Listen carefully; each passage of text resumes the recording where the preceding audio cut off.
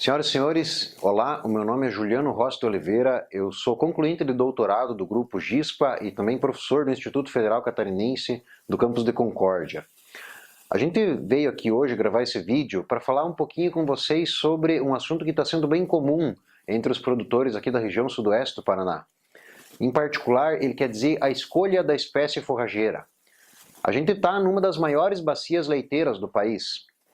E o agricultor tem uma série de opções, desde espécies perenes, espécies anuais, espécies que são implantadas por muda, espécies que são implantadas por semente, que vão causar às vezes alguns confundimentos e algumas perguntas na hora dele fazer essa escolha da espécie para colocar na propriedade. Então a minha ideia aqui hoje é usar uma das plantas que eu mais gosto como planta forrageira, que eu usei também na minha tese de doutorado, que é o papuã. Essa planta é extremamente comum, que existe na região, principalmente como planta espontânea, aparecendo no meio dos cultivos de grãos, mas que nós temos estudado nos últimos anos e temos visto que é uma excelente planta forrageira. Então, hoje, o papuã está limitado, o uso dele nas propriedades, principalmente por dois motivos principais. O primeiro é que essa planta realmente pode causar reduções quando ela aparece no meio dos cultivos de grãos, por algumas características que inclusive são extremamente desejáveis quando a gente fala de uma planta forrageira, como a alta ocupação do espaço ou a alta produção de biomassa. Isso vai fazer com que o papuã compita por luz e compita por nutrientes, compita por água com a soja, com o milho, e isso resulte depois em reduções na produtividade. Agora, por outro lado, nós temos também ao longo dos últimos anos avaliado essa planta que aparece aqui nessa foto em pastejo, e também essa planta em cortes, em experimentos, que a gente busca mais implantar ela nas propriedades como uma pastagem. E isso já foi comprovado ao longo dos anos, os resultados só se repetem, que ela é uma excelente planta forrageira. Então, falando um pouco dessa planta aqui, eu posso ajudar a gente a entender um pouco melhor essas questões de como a planta se coloca no sistema e como é que eu posso fazer para escolher a forrageira correta lá para os meus animais de leite ou também para os meus animais de corte, dependendo aonde está e em que momento do ano eu estou também, tá? Então vamos tentar detalhar um pouco isso aqui. Então, o papuã, como eu já falei, ele é uma planta altamente agressiva, que produz muita biomassa. E isso é muito desejável numa planta forrageira, que ela produza forragem, que ela tenha um alto desempenho. Tá? Então o papuã a gente já viu que ele consegue chegar a produtividades como outras espécies que a gente já gastou vários anos de melhoramento, como por exemplo o milheto. Nós temos trabalhos de pesquisa com análises estatísticas que comprovam isso, que você, utilizando o papuã na tua propriedade, tu pode produzir a mesma quantidade de massa seca, a mesma quantidade de biomassa, do que plantar milheto. Então isso vai chegar lá a 15 mil quilos de massa seca, às vezes, em alguns trabalhos. De maneira que isso é bastante significativo. Então quando a gente vai escolher uma espécie forrageira, uma das primeiras coisas que a gente tem que considerar é em que momento ela se desenvolve no ano.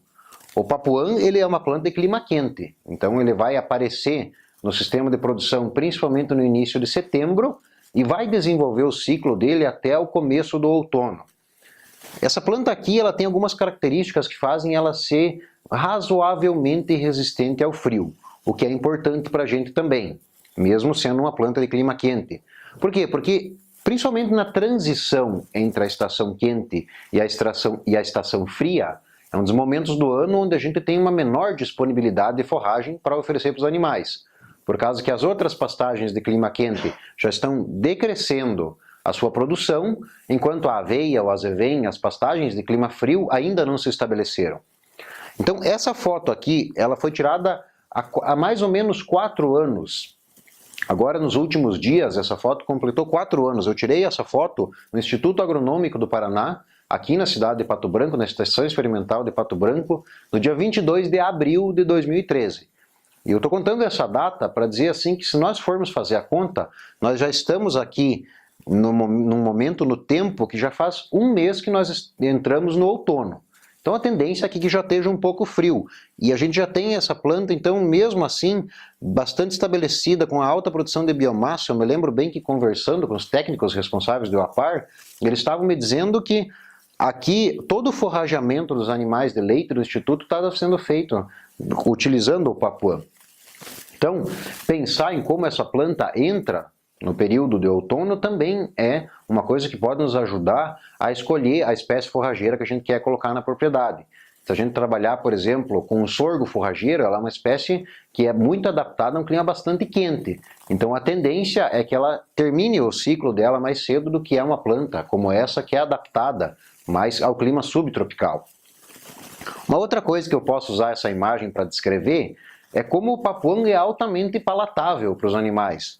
Tá? Aqui tem a foto, a imagem da novilha aqui olhando, e bom, a gente pode até imaginar o que ela está pensando, mas isso aqui nas propriedades a gente vê de maneira extremamente concreta, que a aceitabilidade no consumo dos animais, ela realmente é muito boa. Os animais gostam de consumir o papuã, e isso é uma coisa boa. A gente precisa do pasto e precisa que a vaca coma, porque nós somos produtores de forragem, mas isso vai se transformar em dinheiro a partir do momento que isso vira leite, isso vira carne. Então o animal tem que comer. O nosso produto, o nosso cliente, antes de qualquer coisa, é o animal. Então uma boa aceitabilidade da forragem também. O papuã é uma espécie que ocupa o espaço muito rápido. E isso, então, tem algumas características que ajudam ele a fazer isso, como, por exemplo, uma alta fertilidade nas gemas dessa espécie. As gemas são esses nozinhos que se formam ao longo do colmo da espécie, que no caso do papuã em particular, ainda produzem raízes quando eles estão em contato com o solo. Então, se isso aqui encostar no solo, provavelmente você vai ter uma nova raiz sendo produzida, e isso aqui vai fazer com que a espécie adquira nutrientes de forma melhor do solo, e em algum momento até esse perfil novo que saiu pode ser independente da planta-mãe. Vamos tentar pensar nisso no tempo. Quando isso aqui começou, ele é uma toceira única, que saiu de uma parte, alguma parte aqui, e depois os colmos vão caindo no chão e essa planta vai se encostando, enraizando e produzindo novos perfilhos, novas folhas, que vão, claro, ser consumidos pelo animal depois. Então, essas características são muito interessantes nessa planta. E é uma coisa que a gente tem que pensar nas outras espécies, por exemplo. Se tu tens uma espécie estolonífera, como é, por exemplo, os Cynodons, a grama Tifton ou a grama Gigs, que está sendo muito comum agora, a Coast Cross, ela vai ter também esse comportamento. Claro que o papuã é uma planta decumbente, teoricamente. Ela só, quando ela cai, ela vai enraizar no solo e vai se comportar como estolonífera. Mas, naturalmente, ela é uma planta decumbente, que tende a crescer um pouco mais para cima. Mas então dá para a gente pensar um pouco nisso aí. Nós temos visto assim que nas propriedades o papuã ele emerge naturalmente quase que sempre quando a gente tem o início da estação.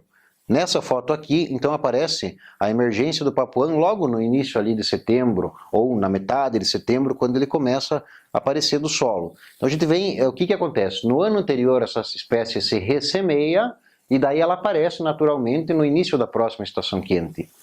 Isso é uma coisa que nós estamos tentando entender também no nosso grupo. Porque apesar de, com esse comportamento, a gente ser capaz de formar uma pastagem densa, bem formada como ela está aqui, essa pastagem foi formada por ressemeadura natural, aqui não foi colocada nenhuma semente. Então, apesar de a gente ter isso aqui, a gente tem pouco controle desse processo.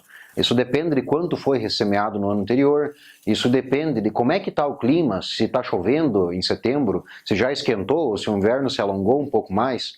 Então a gente está tentando descobrir como fazer isso de uma forma mais controlada. Isso também entrou nos nossos estudos aqui no Grupo GISPA, aqui na UTFPR de Pato Branco, estudando como é que se comporta a semente dessa planta, já que é esse o material propagativo que nós usaríamos para reproduzir quando a gente desejasse utilizar ela como pastagem. Esse aqui é um exemplo, por exemplo, de um teste de germinação que a gente fez usando o substrato para mudas de hortaliça, esse substrato que existem comumente aí nas agropecuárias, para ser comercializado para mudas de hortaliça. Ou, num outro caso ainda, por exemplo, essa germinação aqui que aparece em papel de germinação. Então são todos estudos que a gente tem desenvolvido nos últimos tempos para tentar entender melhor o papuã. Alguém poderia me perguntar, mas e o efeito disso nas culturas de grãos? A gente não estaria reproduzindo uma planta que não poderia nos trazer problemas no sistema de produção? E claro, a gente tem que se concentrar nisso também, porque quando a gente fala de papuã, ninguém está dizendo que tem que existir papuã no meio da soja. Tá? Ocasionalmente pode existir no meio do milho como um sistema consorciado. Aqui na nossa região sul isso não é muito comum, mas no centro-oeste é extremamente comum o uso de braquiárias com milho. Então, como que aconteceria isso? No início de setembro ou no final de setembro, dependendo de como está a agricultura ali no inverno, o milho é semeado, o papuã vem junto com o ciclo do milho, existe um controle com subdoses de herbicida, com alguns tipos de herbicida e diferentes doses para que o papuã diminua o seu crescimento, o milho cresce e produz grãos. Quando a gente colher os grãos de milho, o papuã vai estar disponível para que os animais consumam essa forragem por volta ali do mês de fevereiro. Então são todas possibilidades que a gente tem no sistema de produção. O importante é a gente deixar claro que a gente pensa num sistema de integração lavoura-pecuária onde existe a pecuária, como o próprio nome diz. Num sistema essencialmente agrícola, não existiria muito motivo para a gente ter essa planta. Algumas outras características que são interessantes nela é uma alta responsividade. Essa planta tem uma alta... quando a gente coloca adubo nela, ela responde muito bem. Nós avaliamos principalmente a aplicação de ureia, a aplicação de nitrogênio, isso também nos últimos anos, e a gente viu que essa planta ela responde à adubação, ela produz mais forragem e ela produz forragem de mais qualidade, o que aliás é também uma das boas características do papuã. Ele produz uma alta qualidade de forragem. Nós estamos numa das maiores bacias leiteiras do país, então a gente não pode mais se dar o luxo de oferecer um alimento de baixa qualidade para os animais. Porque para mim ter uma vaca produzindo 40 litros de leite, como os produtores costumam desejar por aí, esse animal não pode consumir coisa ruim. Ele tem que estar consumindo bastante proteína, bastante energia, para ele conseguir balancear a dieta. Nós temos que entender que o que faltar lá no pasto, ele vai ter que ser oferecido no coxo. E quando a gente oferece no coxo, isso principalmente na forma de ração, isso se torna muito mais caro. Então se a gente puder produzir uma pastagem como o papuã, por exemplo, que tem essa proteína bruta mais alta, tem uma digestibilidade boa, ela vai também nos ajudar mantendo a mesma produção ou se não aumentando ainda. Eu ouço relatos de produtores que, quando eu coloquei os animais em lactação na pastagem de papuã, a produção de leite aumentou. Então isso quer dizer que no balanço de dieta dos teus animais, é muito provável que estivesse faltando algum nutriente que foi complementado nesse momento em que foi trocada a pastagem. De modo geral, essa planta não apresenta nenhum princípio tóxico para os animais. Ela não tem também nenhum problema que a gente tenha diagnosticado de forma bastante séria com doenças, com patógenos, e tem algumas observações que a gente fez que mostram que ela é um pouco suscetível a um inseto que se chama pernilongo das pastagens. O nome científico dele é Alcolaria senica. Ele é comum em algumas regiões aqui do oeste catarinense e do sudoeste paranaense. Então tem que ter essa atenção. Agora, isso é um problema, claro, mas não é um problema só do papuã. A gente já observou isso acontecendo na Tifton, em Tifton que estaria reaparecendo no verão após uma sobressemeadura de aveia, que também tem um ataque de Colaria senica. Então, são coisas que nós temos que começar a pensar que até um tempo atrás não era muito comum, como ter problemas com insetos na pastagem. Então agora isso aqui já começa a vir à tona também. De modo geral, eu vim falando essas coisas a respeito do papuã, porque são todas coisas que nós temos que pensar na hora de colocar a pastagem. Independente se for o papuã ou não, você tem que pensar como é que está a disponibilidade de trabalho para estabelecer muda. Se essa pastagem é perene ou é uma pastagem anual, qual que é a diferença? Pastagens perenes são aquelas que você planta uma vez e ela permanece ao longo dos anos. Como os Tiftons, como alguns cultivares de Panicum que a gente tem disponível, como o capim Mombaça, o capim Tanzânia, que vai permanecer ao longo dos anos ali. Os capins anuais são, por exemplo, o milheto, o capim Sudão, ou mesmo o papuã, que vão aparecer, e quando começar a estação fria, principalmente depois do aparecimento de algumas geadas fortes, ali por volta do mês de maio, essas plantas também vão desaparecer no sistema. Nós podemos usar ainda no papuã sobressemeadura, entrar com outras espécies como a aveia, colocar isso numa máquina de plantio direto, adicionar fertilizante e entrar sobre a pastagem de papuã, semeando isso mesmo antes da pastagem terminar de ser pastejada, já no final do ciclo do verão. Isso vai fazer com que a gente não tenha um intervalo entre a estação quente e a estação fria. Enquanto uma espécie está diminuindo a sua produção, a outra já vai estar aumentando e já vai estar aparecendo no solo. Esses assuntos são bastante complexos, dependem de propriedade para propriedade, dependem do tipo dos animais, qual que é a disponibilidade de área, como é que é o sistema de produção, então várias coisas que vão influenciar. Mas se a gente tentar ter esses fatores em mente, fazer uma listinha e na hora de escolher a espécie forrageira, seguir isso, pode ficar muito mais fácil fazer essa decisão, escolher entre essas várias espécies que estão disponíveis no mercado e, de novo, às vezes nos confundem. Tá? Então, nós do Grupo GISPA ficamos à disposição, sempre que precisarem nos contatar. Existe a UTFPR do campus de Pato Branco, que é basicamente uma instituição de ensino, mas também tem várias atividades de pesquisa, várias atividades de extensão, que podem servir muito bem a outros professores de outras instituições, produtores rurais, pesquisadores, que a gente está sempre disponível, então, para compartilhar esse conhecimento e essas coisas que a gente vem descobrindo aqui dentro da nossa instituição. Muito obrigado.